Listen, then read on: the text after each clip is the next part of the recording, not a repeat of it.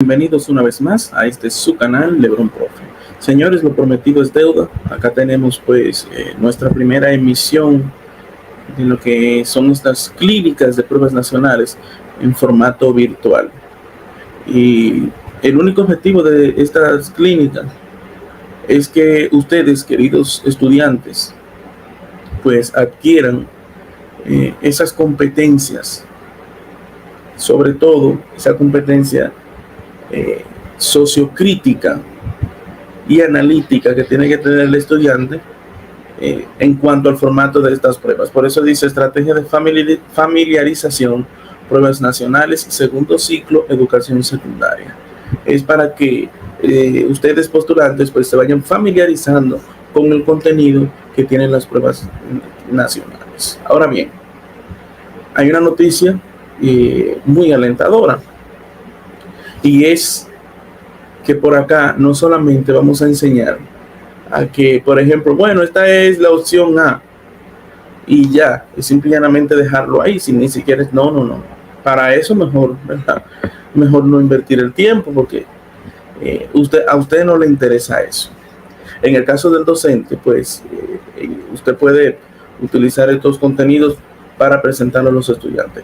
Y es importante que los postulantes sepan que acá lo que le vamos a enseñar es la estrategia de ir descartando las opciones del por qué una pregunta es, por qué una opción es la correcta, por qué las demás son incorrectas.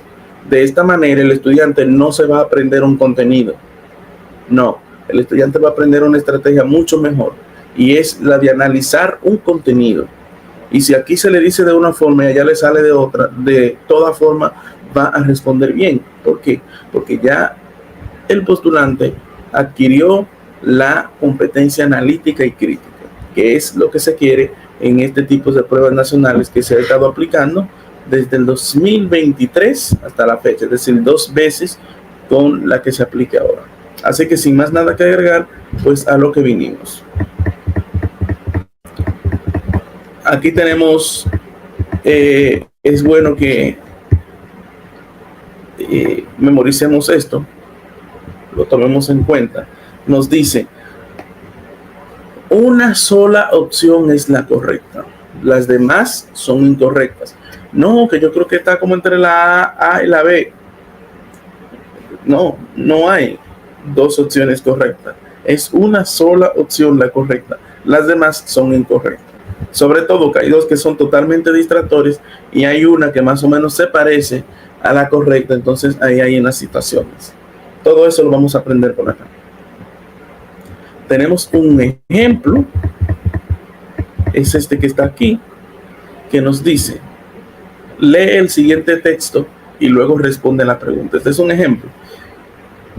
Es la actividad económica más eficaz, es decir, me está hablando de una actividad económica y eso tiene que ver, ¿verdad?, con los sectores económicos. Eso ya es de geografía económica y hay una salida optativa que se llama geografía humana y demografía, y nos habla de las actividades económicas. Ahora bien, aquí nos dice, en el progreso material de riquezas de los pueblos, predominante en los países desarrollados, que transforma la materia prima en productos terminados. Entonces, aquí está la palabra clave, señores. Miren ahí. Países desarrollados y que transforma la materia prima en productos terminados. Entonces, todos sabemos que, aunque ya aquí está la opción, pero vamos a explicar por qué. Todos sabemos que los países desarrollados, su principal ente económico es la industrialización. Para que un país pueda considerarse desarrollado, tiene que estar con una infraestructura industrial impecable. Y para completar el palé, como dicen por ahí, transforma la materia prima en productos terminados. Es decir, se le compró el maíz a los productores del campo. Ese maíz entonces se vende enlatado, se compró la habichuela, esa habichuela se vende enlatada, se extrae oro de la tierra en bruto, ¿verdad?, con diferentes impurezas, se procesa, pero todos esos productos que se llevan a cabo a partir de ahí tienen que pasar por la industria. Se extrae el hierro, Entonces, ese acero o ese hierro, entonces se lleva a la industria y se sacan los autos, etcétera, etcétera. Entonces, no necesariamente los países que llevan a cabo esta actividad económica producen la materia prima. No, esa es una característica de los países desarrollados. No tienen la materia prima, ellos las compran a los países subdesarrollados. Entonces, por eso no es agricultura, porque la agricultura no tiene que ver con transformar materia prima en productos terminados.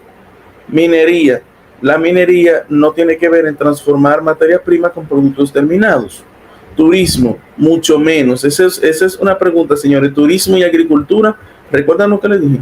A y C son dos opciones que, mire, eso es descartado automáticamente. Entonces usted se va a emburujar, como dicen por ahí, con minería y con industria, con la B y con la D.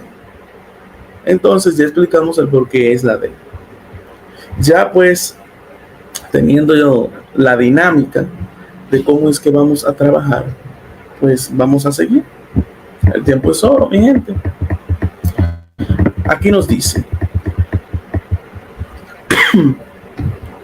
en algunos países de Centroamérica, durante las décadas de 1970 y 1980, se impusieron dictaduras como forma de gobierno.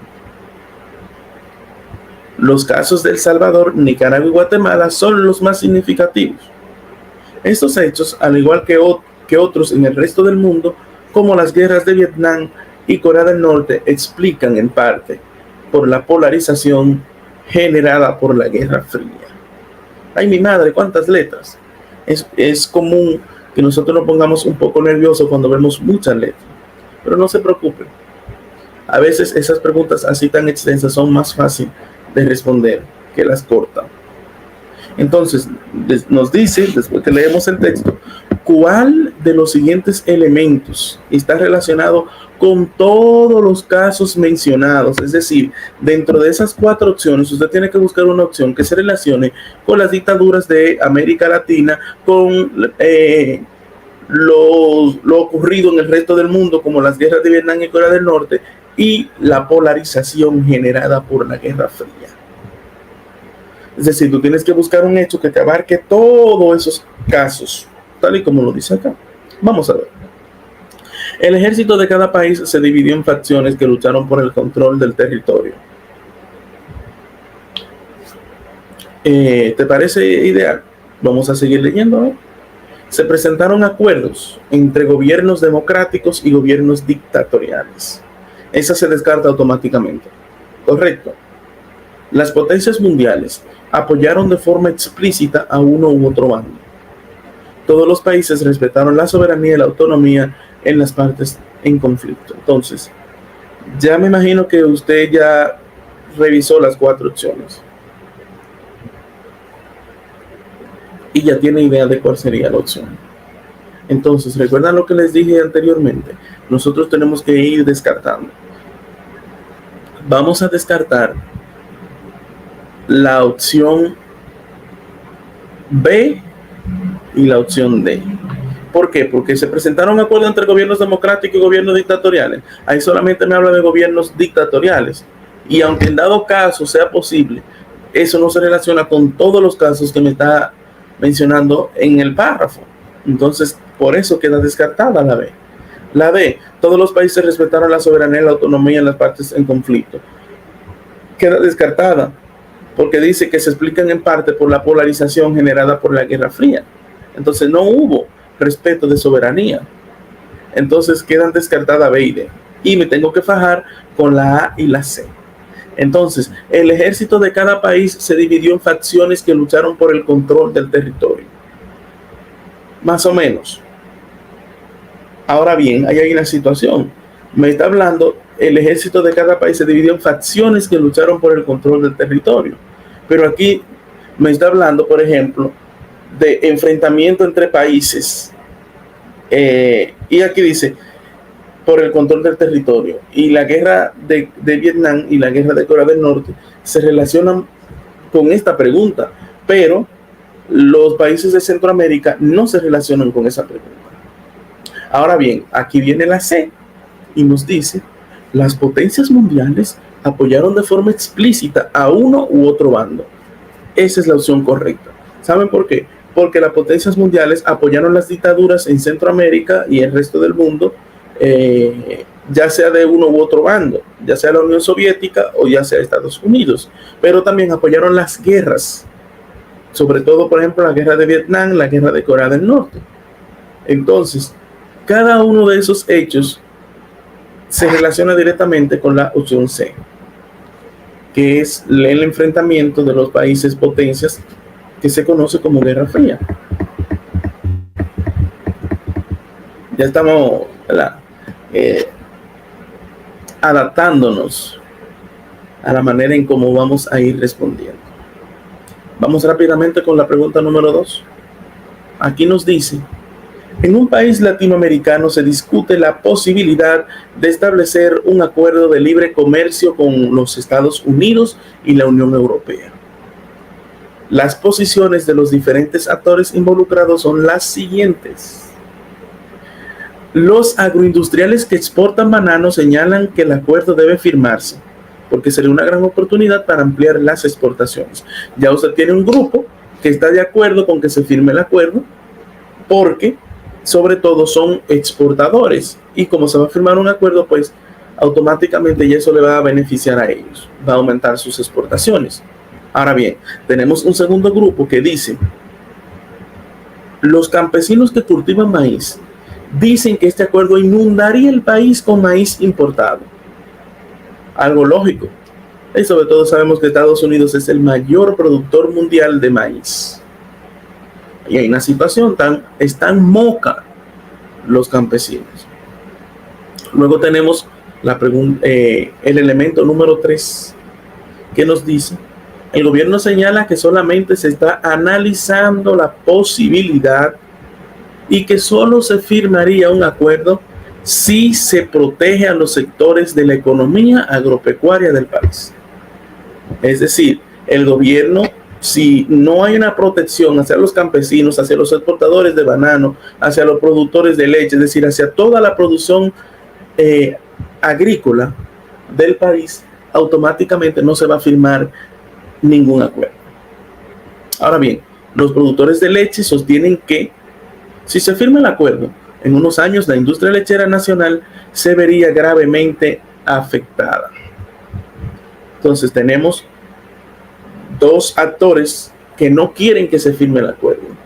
Y tenemos es decir, esos dos actores son el gobierno y los productores de leche. Ahora bien, tenemos un actor que son los agroexportadores de banano, que dicen que sí se puede firmar el acuerdo, porque ellos son exportadores y le va a beneficiar. Y tenemos a otro actor que es como un mediador. Es decir, él dice que si no hay una posibilidad de que se proteja los sectores de la economía agropecuaria, no va a haber ningún acuerdo. Entonces vamos ahora a ver lo que nos dicen luego de ese texto. Aquí nos dicen: de acuerdo con la situación anterior, ¿entre cuáles actores podría ocasionarse un conflicto?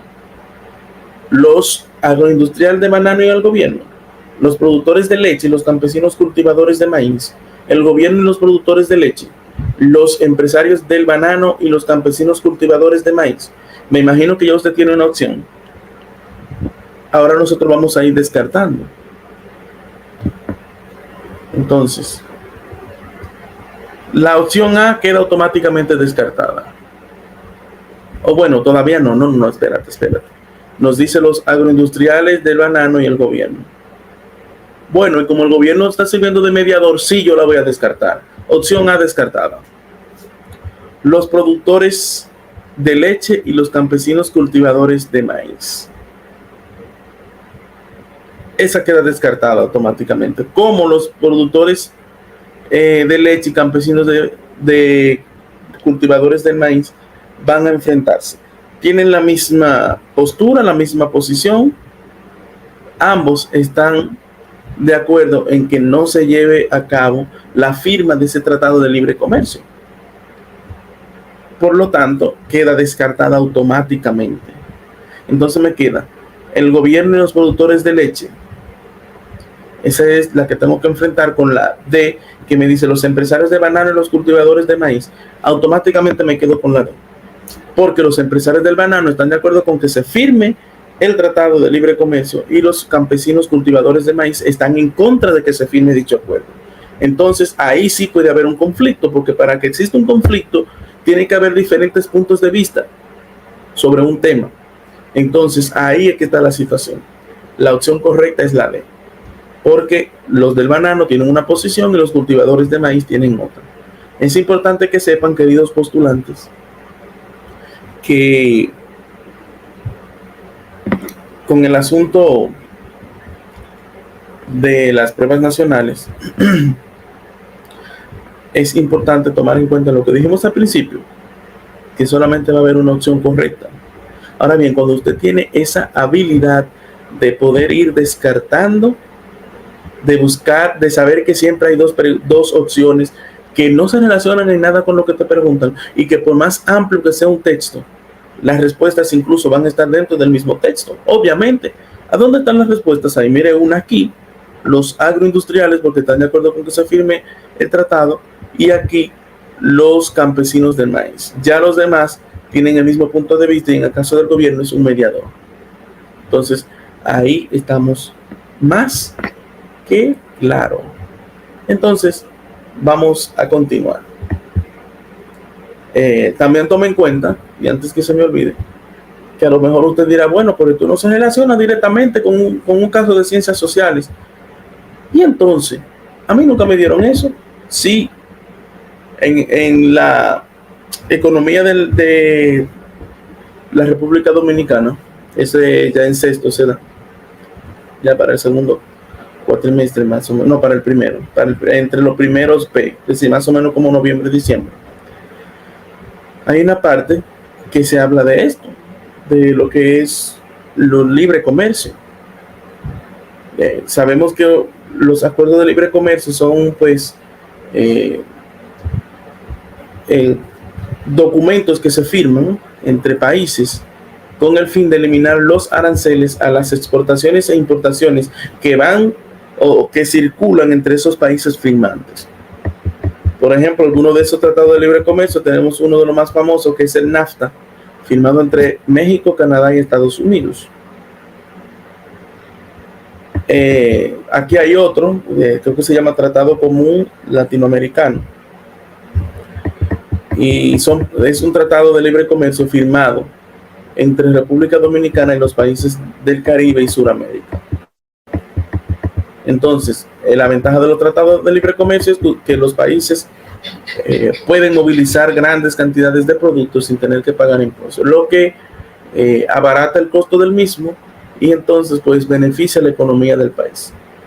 Entonces, seguimos con la pregunta número 3. Esta es una papita.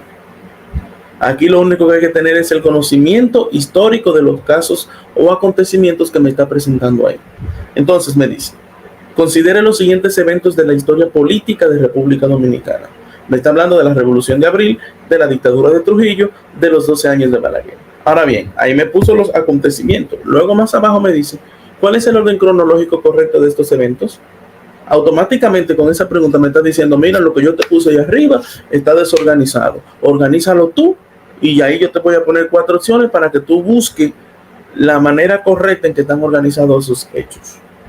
Es como que me digan, mira, yo dejé la cama desarreglada, te toca arreglarla. La almohada apareció por un lado, la sábana por otro, etc. Ahora bien, si yo no sé arreglar la cama, si yo no sé dónde va cada elemento que estaba ahí en esa cama, de nada vale porque no lo voy a poder arreglar. Entonces, así mismo es acá.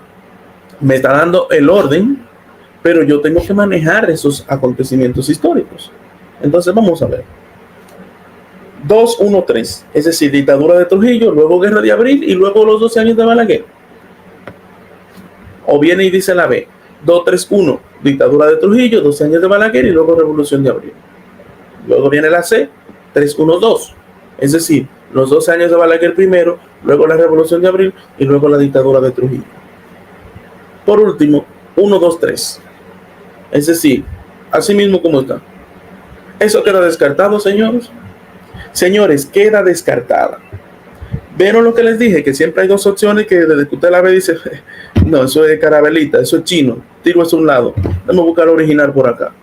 Entonces, aquí tenemos 1, 2, 3. Y si me pone 1, 2, 3 arriba y me dice cuál es el orden correcto de estos eventos, pues automáticamente la D está descartada porque me le está dando como está arriba. Luego me dice 3, 1, 2. ¿Cree usted que los 12 años de Balaguer pasaron primero que la Revolución de Abril y que luego fue la Revolución de Abril que pasó primero que la dictadura de Trujillo?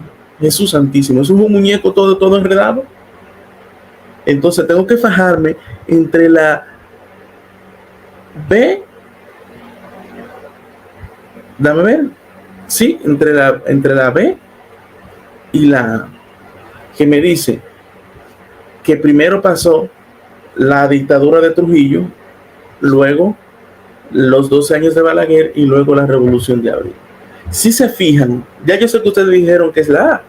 Es decir, primero la dictadura de Trujillo, que inicia en 1930, luego la Revolución de Abril, que inicia en 1965, es decir, el 24 de abril del 65, como hasta mayo, y luego los 12 años de Balaguer, que inician en el año 1966, y con ellos la Cuarta República.